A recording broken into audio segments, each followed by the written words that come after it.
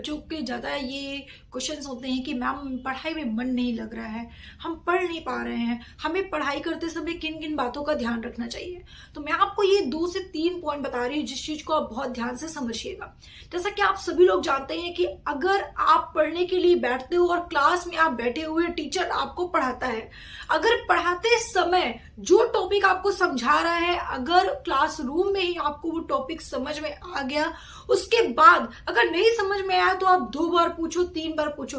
आप कहोगे मैम मुझे समझ में आ गया, और समझ आने के बाद आपको वो याद भी होने चाहिए, आपको वो याद भी होने चाहिए। अगर आपको वो टॉपिक याद नहीं हो रहा है, जो समझाया हुआ है वो आपके माइंड में नहीं है, आप बस वहां पे बैठे हो, आपने समझा, आपको समझ में आ गया, उसके बाद आप बाहर जाते हो, आप भूल गए, आपको क्लासरूम में याद हुआ ही नहीं, मतलब आपको 70% अगर वो चीजें क्लासरूम में अगर याद हो जाती है, ठीक है, थोड़ी बहुत जो भूलना हुआ, थोड़ा बहुत आप जो पूरा रट नहीं पाते हो उस टाइम, ऐसा तो होता नहीं है कि बस सर ने पढ़ा दिया और मुझे याद हो गया, है ना। लेकिन कुछ पॉइंट होते हैं जो भूल जाते हो, ठीक है, लेकिन 70% अगर आपको याद नहीं हुआ तो इसका मतलब कि आपका माइंड कंसंट्रेट नहीं है।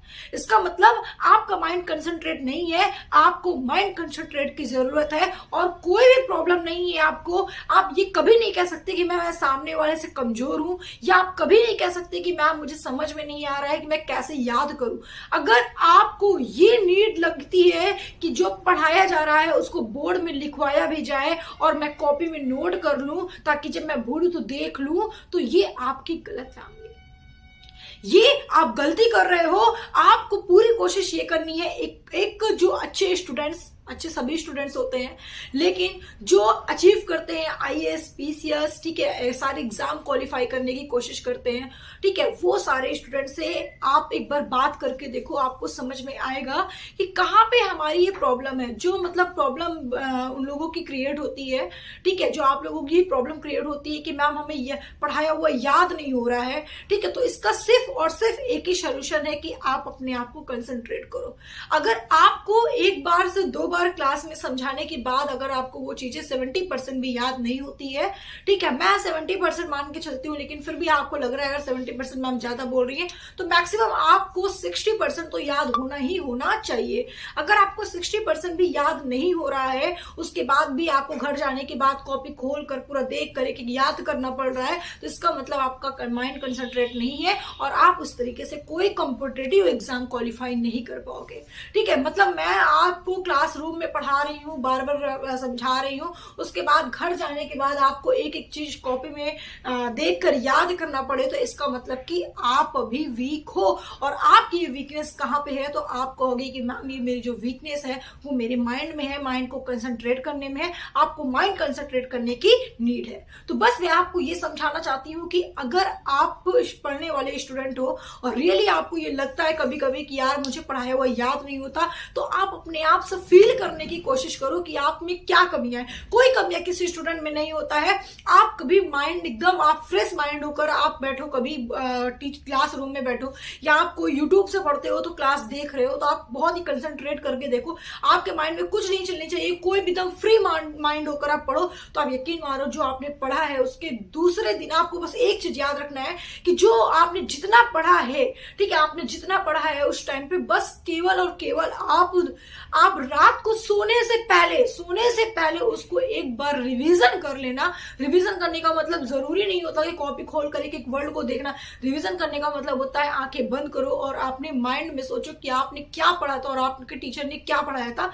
आप 5 से 10 मिनट अपने आप को इस टाइम पे दे दो, जितना आपने पढ़ा है पूरा अपने माइंड में एक बार रिमाइंड करा लो। उसके बाद आप यकीन मानो आप कभी भी नहीं भूलोगे। लेकिन उसके साथ साथ अगर आप एक चीज और कर लेते हो कि जो आपने रिमाइंड किया है उसको मॉर्निंग में सुबह 4 से 5 के बीच में अगर उठकर आप एक बार उसको बस रिवीजन कर लेते हो, ठीक है, आप कॉपी ओपन करके रिवीजन करो, चाहे जैसे रिवीजन करो, बस रिवीजन कर लेते हो, तो वो आपके लिए लाइफ टाइम के लिए वो अभी कभी आप भूल सकते ही नहीं हो। जो स्टूडेंट पढ़ने क्लासरूम में बैठा है और क्लासरूम में टीचर अगर उसे पढ़ा रहा है, पढ़ाने के बाद अगर उसे समझ में चीजें आ गई हैं और आने के बाद वो दूसरे कोई टीचर आता है और उसके माइंड में अगर वो चीजें चल रही है कि नहीं ये पढ़ाया ऐसा ये होगा, ऐसा ये होगा, तो इसका मतलब ये कि वो लाइफ टाइम के लिए उसके लिए सक्सेस प्रोसेस है। बस आपको इसके आगे का प्रोसेस यही करना है कि सोने से पहले आपको एक बार रिवाइंड करना है कि आज की डेज में मैंने क्या क्या टॉपिक पढ़ा है और मुझे क्या क्या टीचर पढ़ाया है, इस चीज को वो रिमाइंड करे। उसके बाद मॉर्निंग में सुबह उठकर एक बार रिवीजन कर ले। मैं 100% गारंटी देती हूँ कि आप कभी भी किसी भी हालत में वो टॉपिक नहीं भूल सकते। मतलब 3 बार आपको पढ़ाया गया, एक बार पढ़े हो, फिर आपने रिमाइंड किया, सुबह रिवीजन किया, मतलब ये 3 बार आपने उस चीज को पढ़ा है। उसके बाद आप कॉपी, आपको अगर आप 1 साल बाद भी उस कॉपी को खोलते हो तो आपको याद होगा यार मुझे तो ये पढ़ा है, बस एक लाइन पढ़ने की नीड होगी, आपके माइंड में तुरंत आ जाएगा। ऐसा नहीं, ऐसा होगा। तो बस मैं आपको ये समझाना चाहती हूँ। बहुत सारे लोग परेशान होते हैं कि यार पढ़ने में मन नहीं लग रहा है, याद नहीं हो रहा है, क्या दिक्कत है, मेरे में क्या कमियां है, सामने वाले इतना तेज है, मैं कमजोर हूं। उसका सिर्फ और सिर्फ एक रीजन है कि आप अपने आप को कंसंट्रेट नहीं कर पा रहे हो। और कंसंट्रेट नहीं कर पा रहे हो, इसका एक बहुत बड़ा रीजन होता है। क्या रीजन होता है कि आप पढ़ते समय अपने माइंड में बहुत सारी चीजें लेकर चलते हो। मुझे ये करना है, मुझे ये करना है, मुझे ये सब्जेक्ट पढ़ना है, मुझे ये करना है, दुनिया की चीजें लेकर चलते हो। नहीं, आप अभी प्रेजेंट में जियो। पास्ट की चिंता और फ्यूचर की चिंता छोड़ दो। पास्ट में जो हुआ वो दोबारा आ नहीं सकता और फ्यूचर में क्या होगा वो डिपेंड करता है आपके प्रेजेंट पे। तो अगर आपको मेरी वीडियोस अच्छी लगी और समझ में आ रहा है कि मेरी बातें आपको समझ में आ रही है तो वीडियो को लाइक एंड सब्सक्राइब शेयर करना बिल्कुल मत भूलिएगा और इस वीडियो को ज्यादा से ज्यादा शेयर कर दीजिएगा। और हाँ, मुझे कमेंट करके जरूर बताइएगा कि क्या ये रियली आपके लाइफ में सच में ऐसा होता है या नहीं होता है, क्या प्रॉब्लम आ रही है, क्या ऐसा इश्यू है, तो मैं उस पर आपको जरूर एडवाइस दूंगी। Okay, thank you.